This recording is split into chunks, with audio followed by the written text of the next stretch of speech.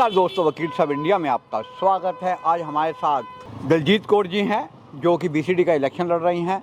आइए जानते हैं इनका एजेंडा क्या, किस मकसद के लिए, किस पर्पस के लिए, यंग एडवोकेट के प्रति क्या सोचती हैं। यंग एडवोकेट की जो प्रॉब्लम्स हैं क्या उन्होंने इसको आइडेंटिफाई किया है और उसको वो कैसे सॉल्व करेंगी, क्या उनकी एक्सपेक्टेशन को पूरा कर पाएंगी। आइए जानते हैं। मैम नमस्कार। नमस्कार। मैं बिल्कुल कह सकती हूँ जो यंग एडवोकेट्स की आज की प्रॉब्लम है, ये आज की प्रॉब्लम नहीं है। पहली बात तो ये हमारे टाइम से ही चलती आ रही है सर, 2009 और आगे भी रहेगी।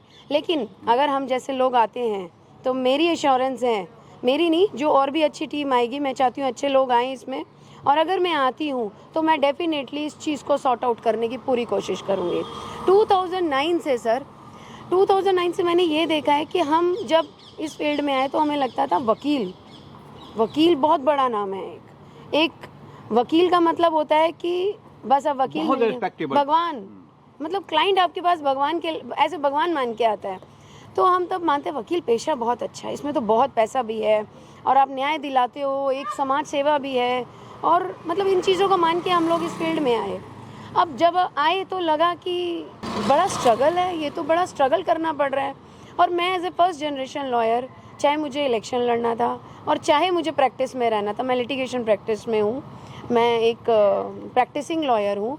और मुझे ये लगता है कि प्रैक्टिस करते करते आपको जितनी प्रैक्टिसिंग में, चाहे वो जुडिशरी में प्रॉब्लम हो, चाहे आपको मिनिमम आपको एक्सपेंसेस चाहिए, या आपको मिनिमम समझ लो एक दिन के लिए भी आपको जो एक्सपेंसेस चाहिए वो भी आप बेयर नहीं कर पाते हो। तो मैंने पिछले 2-2.5 साल के अंदर करीबन 50,000 एडवोकेट, जो यंग एडवोकेट करीबन एनरोल्ड हुआ है अप्रोक्सीमेटली। क्या आपने समझते कि आज जो इलेक्शन हो रहा है इसका deciding factor ultimately young advocate ही होगा? यस, क्योंकि यंग एडवोकेट्स अगर ये समझ जाते हैं कि हम जो प्रॉब्लम फेस कर रहे हैं और जेन्युइनली वो सोचें कि हमें क्या चाहिए, हमें वो नेता चाहिए जो हमारी प्रॉब्लम सॉर्ट आउट करे, या हमें वो चाहिए जो हमें अभी रिलैक्सेशन दे। राइट, रिलैक्सेशन वर्ड ऐसे कि हमें अगर अभी पैसे पार्टी मिल रहे हैं तो कोई बात नहीं, लेकिन आगे आप ये देखो ना, आपका भविष्य, आपको अपना फ्यूचर देखना है, आपको चैम्बर चाहिए, आपको क्लाइंट्स चाहिए, आपको बिल्कुल फेयर प्रैक्टिस चाहिए, तो उसके लिए तो आपको एक सही नेता चुनना पड़ेगा।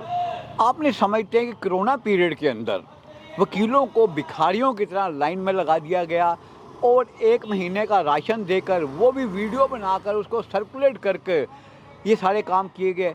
क्या ये वकीलों के साथ ठीक किया गया? क्या ये डिग्निटी के अगेंस्ट नहीं मानते आप इसको? सर, ये बिल्कुल डिग्निटी के खिलाफ है। मैं उस टाइम में मेंबर एग्जीक्यूटिव थी पटियाला हाउस कोर्ट में। मैंने बिना डिस्क्लोज़ किए, नेम मैंने किसी का डिस्क्लोज़ नहीं किया, लेकिन मैंने मदद की और हमारी पूरी एग्जीक्यूटिव ने उनकी मदद की। तो मुझे लगता है मेरा सवाल है बीसीडी से प्रति, बीसीडी ने क्या किया? बीसीडी ने बहुत नेम डिस्क्लोज़ किए। बहुत जगह मुझे सुनने में आया वकील ऐसे मांग रहे थे, जिनके पास पैसा है वो भी मांग रहे थे।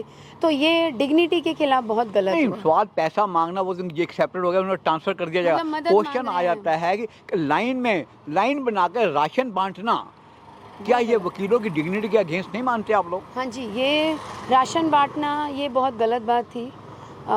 वकीलों को तो नहीं ये सूट करता, और मुझे लगता है वकील एक अपने आप में ही सर पेशा ही ऐसा है कि this is the only genuine and respectable. हर आदमी, हर कैंडिडेट यही कह रहा है कि हम वकीलों के लिए जो एडवोकेट प्रोटेक्शन एक्ट आना चाहिए, लाएंगे, क्योंकि रोज़ ही वकीलों के ऊपर कोई ना कोई अटैक हो रहे हैं, थानों के अंदर उनको मार पड़ रही है, कोर्टों के अंदर भी कहीं ना कहीं झगड़े फसाद चल रहे हैं वकीलों के जो हैं। तो वो क्वेश्चन आ जाता है कि प्रोटेक्शन वाली बात तो करते हैं, लेकिन आज जब इलेक्शन आ रहा है तो आज ये इस इशू को ज़्यादा हाईलाइट करने की कोशिश की जा रही है। ऐसा नहीं आप मानते?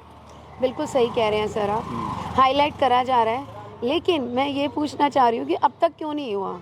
क्या ये ड्रामा कर रहे हैं? सर देखो, मुझे तो ड्रामा ही लग रहा है, क्योंकि अभी तक तो हो जाना चाहिए था। इतनी जो हमें इतनी प्रॉब्लम्स हो रही हैं, कहीं पे गोली लग रही है वकील को, कहीं वकील को क्लाइंट मार रहे हैं, कहीं कुछ हो रहा है, ये क्यों हो रहा है? कभी जुडिशरी से बेइज्जती सहनी पड़ रही है, क्यों? तो सर मेरा एजेंडा भी यही है। मैं फर्स्ट टाइम बीसीडी में कंटेस्ट कर रही हूँ। बिकॉज ऑफ फीमेल जो हमें ये भी एक अपॉर्चुनिटी मिली है, सो दैट तो मेरा एजेंडा सबसे पहले ये है कि मैं आती हूँ तो मैं ये करके जाऊँगी, ये मेरा प्रॉमिस है।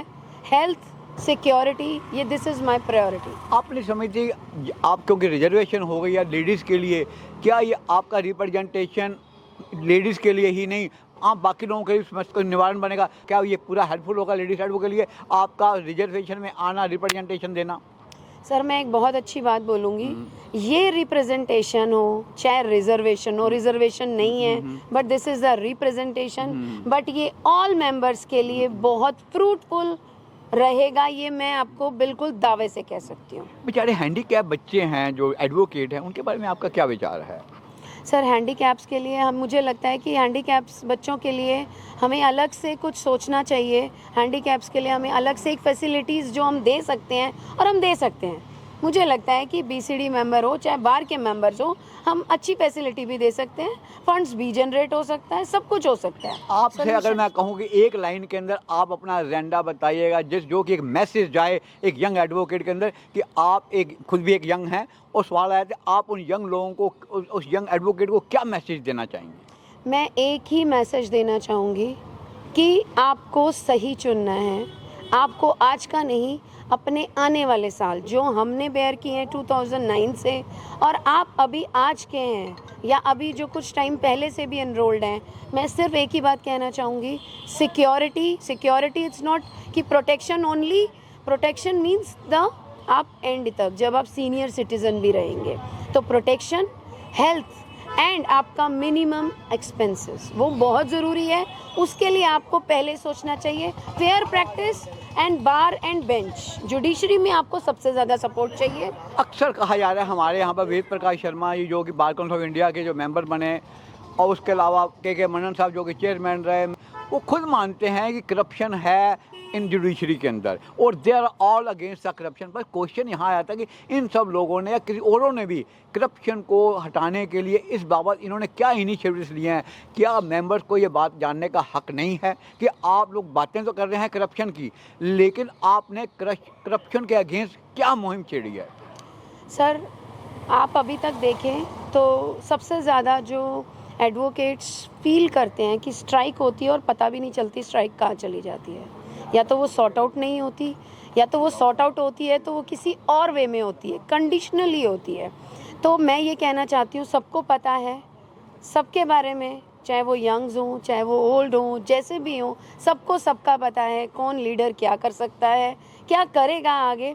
तो मेरा इस बार यही कहना है कि आप सही चुनिए, अपने आप सोचिए, अपने आप देखिए और यंग लोगों को मौका दीजिए। आप नहीं समझते हैं कि कहीं ना कहीं लीडरशिप की कमी है, कहीं ना कहीं एक फाइटर की कमी है जो कि एक सही दिशा की तरफ बीसीडी को लेकर चला जाए? जिस प्रकार 90s की बात कीजिएगा, 90s के अंदर किरण बेदी के खिलाफ एक यूनाइटेड अल्टीमेट एक बार थी और उन्होंने वो काम किए जो कोई भी नहीं कर सकता था। तो आप नहीं सकते कि इस प्रकार आज की डेट में कहीं ना कहीं लैक है आपका लीडरशिप का? सर बहुत ज़्यादा लैक है। अगर लैक नहीं होता तो आज ये क्वेश्चन लॉयर्स पे नहीं, लीडर्स पे नहीं उठ रहा होता कि क्यों गोली लग रही है, क्यों प्रोटेक्शन के लिए हम अपने हक के लिए हम दूसरों को हक दिलाते हैं और हम अपने हक के लिए लड़ रहे हैं, क्यों लड़ रहे हैं हम? अगर हम लीडर हैं ना तो हमें लड़ना नहीं है, हमें हक चाहिए, हमें हमारा हक, हम अपने आप में हक हैं, तो हमें मांगना नहीं है, हमें तो हमारा हक मिलना चाहिए। आप बीसीडी के जो इलेक्टोरेट हैं जो जिन्होंने वोट डालना, उनको क्या मैसेज देना चाहेंगे, उनको क्या अपील करना चाहेंगी?